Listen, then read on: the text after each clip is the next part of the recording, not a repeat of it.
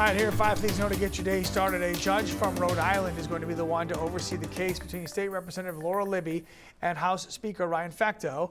All of Maine's federal judges recused themselves from the case. According to the Justice Department, any judge can disqualify themselves in any proceeding in which there is some question over whether or not they could be impartial. According to the Portland Press Herald, all of the judges recused themselves because a court employee has a connection to the case.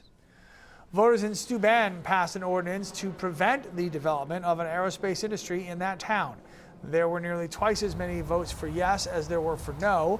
Blue Shift Aerospace has plans to develop an operations base in Down East Maine, but town leaders there say the idea has kind of pitted concern of pollution against the desire for jobs. The ordinance is similar to one that Jonesport residents also voted in favor of 3 years ago.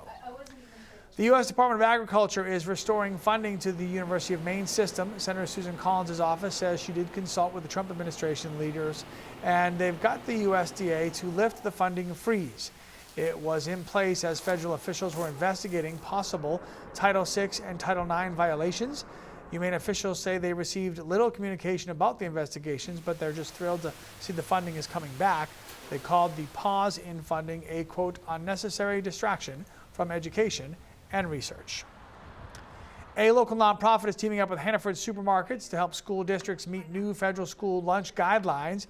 Hannaford has donated $200,000 to Full Plates, Full Potential. That will help schools serve meals that have a lot more ingredients and a lot less salt or sugar added. The new federal guidelines went into effect last July. Districts are not required to make any changes until the menu for the 25-26 school year. And one more reminder, you will have a chance to see the lunar eclipse tonight for the first time in 3 years in Maine. It might be cloudy, but if you can find a clear spot, the Earth's shadow will cover the moon. That eclipse will start a little after 1 a.m., should peak about 3 a.m. You don't need special glasses for a lunar eclipse. The full moon is in March is called the worm moon. Lunar eclipses can give the moon a red hue, so this one is being called a blood warm moon. All right.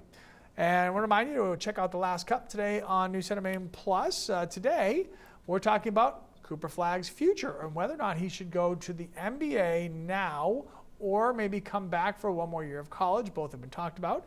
You can check it all out on News Center Maine Plus, which is on your Roku, your Amazon Fire, or your Apple TV. It gets posted about 8 o'clock each day. It's free on your television apps, so just download it and watch it. Have fun. Okay.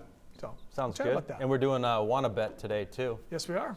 We tape Wanna Bets on Thursdays so that you can prep for the weekend and get your bets in if you choose to do that. Great sport events come out this weekend. Yeah, there's some good stuff. To talk about. Good stuff. Make some money, please. Hopefully. Please. That's the goal. Still we mad at the Bruins. to do that. We're going to spend most of the show yelling at the Bruins from last week, but that's okay. Yeah, we may do that, actually. 40 today, so kind of cold with some sun around. Tomorrow, similar sky cover, warmer, mid-40s, 50 on Saturday.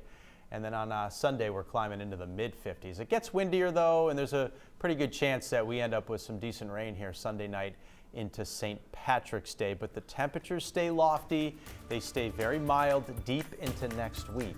And those are some true signs of spring right there. I like the way we're headed.